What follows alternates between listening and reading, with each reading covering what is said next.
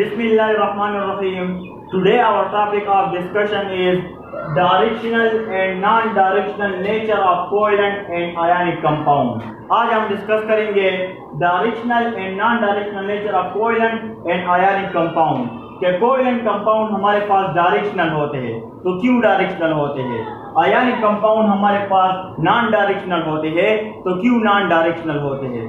अब यहाँ पर कोवेलेंट का लफ्ज आया है, कोवेलेंट का मतलब क्या है, तो वो कंपाउंड जो हमारे पास कोवेलेंट बॉन्ड के रिजल्ट में बनते हैं तो इसको हम कोवेलेंट कंपाउंड कहते हैं।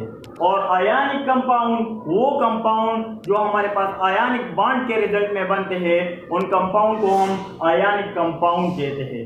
अब कोवेलेंट बॉन्ड हमारे पास क्या होता है और आयनिक बॉन्ड हमारे पास क्या होता है, तो वो बॉन्ड जो हमारे पास शेयरिंग ऑफ इलेक्ट्रॉन की वजह से बनता है तो उस बॉन्ड को हम कोवेलेंट बॉन्ड कहते हैं और कंपाउंड को हम कोवेलेंट कंपाउंड कहते हैं। और आयनिक बॉन्ड वो बॉन्ड जो कंप्लीट ट्रांसफर ऑफ इलेक्ट्रॉन की वजह से बनता है उसको हम आयनिक बॉन्ड कहते हैं। और आयनिक बॉन्ड के रिजल्ट में हमारे पास जो कंपाउंड बनता है उन कंपाउंड को हम आयनिक कंपाउंड कहते हैं। और सवाल पैदा होता है कि कोवेलेंट कंपाउंड हमारे पास डायरेक्शनल होते हैं और आयनिक कंपाउंड हमारे पास नॉन डायरेक्शनल होते हैं, तो ये हमारे पास ऐसा क्यों होता है। बिकॉज इन कोवेलेंट कंपाउंड में हमारे पास क्या होता है, यहाँ पर हम एग्जांपल ले लेते हैं HCl का, HCl हाइड्रोजन क्लोराइड या हाइड्रोक्लोरिक एसिड, इसको हम हाइड्रोजन क्लोराइड कहते हैं।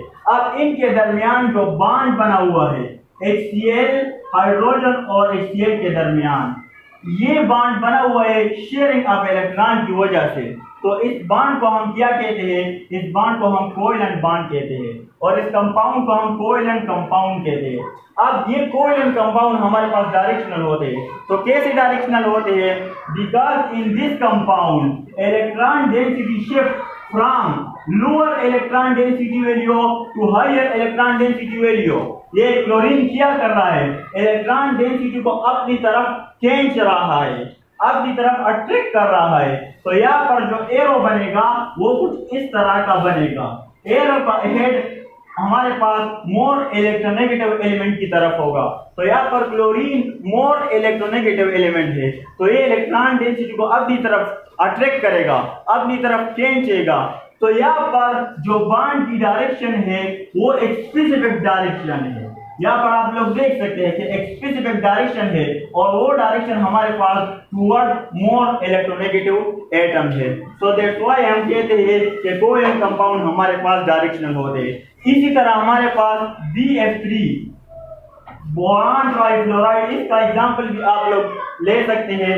बोरान और यहाँ पर 3 फ्लोरीन अटैच है, एक फ्लोरीन ये हो गया, दूसरा फ्लोरीन ये हो गया और तीसरा फ्लोरीन हमारे पास ये हो गया।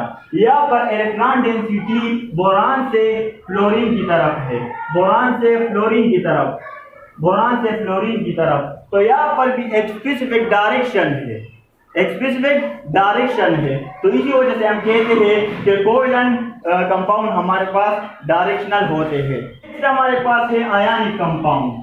अब आयनिक कंपाउंड नॉन डायरेक्शनल क्यों होते हैं, यहाँ पर हम एक एग्जांपल ले लेते हैं सोडियम क्लोराइड का। सोडियम क्लोराइड, सोडियम के ऊपर पॉजिटिव चार्ज है, क्लोरीन के ऊपर नेगेटिव चार्ज है, तो यहाँ पर भी एक क्लोरीन लगा हुआ है, यहाँ पर भी क्लोरीन है, यहाँ पर भी क्लोरीन है, यहाँ पर सोडियम है, यहाँ पर भी एक सोडियम है, यहाँ पर भी एक सोडियम है, यहाँ पर positive charge positive charge positive negative negative negative. तो अब इस सोडियम को आप लोग देख सकते हैं कि इस सोडियम को ये क्लोरीन भी अपनी तरफ अट्रैक्ट कर रहा है, इस सोडियम को ये क्लोरीन भी अपनी तरफ अट्रैक्ट कर रहा है, इस सोडियम को ये क्लोरीन भी अपनी तरफ अट्रैक्ट कर रहा है। तो इस सोडियम को ऑल साइड से क्लोरीन अट्रैक्ट कर रहा है, तो इसका मतलब क्या हुआ कि यहाँ पर कोई स्पेसिफिक डायरेक्शन नहीं है, कोई स्पेसिफिक डायरेक्शन हमारे पास नहीं है। तो इसी वजह से हम कहते हैं कि आयनिक कंपाउंड हमारे पास नॉन डायरेक्शनल होते हैं। इसी तरह आप लोग यहाँ पर भी देख सकते हैं क्लोरीन को, इसके ऊपर नेगेटिव चार्ज है, तो इस क्लोरीन को ये सोडियम भी अट्रैक्ट कर रहा है, इस क्लोरीन को ये सोडियम भी अट्रैक्ट कर रहा है और इसी क्लोरीन को हमारे पास ये सोडियम भी अट्रैक्ट कर रहा है। तो इट्स मीन कि ऑल साइड से क्लोरीन को सोडियम अट्रैक्ट कर रहा है, कोई स्पेसिफिक हमारे पास डायरेक्शन नहीं है, तो इसी वजह से हम कहते हैं कि आयनिक कंपाउंड हमारे पास नॉन डायरेक्शनल होते हैं।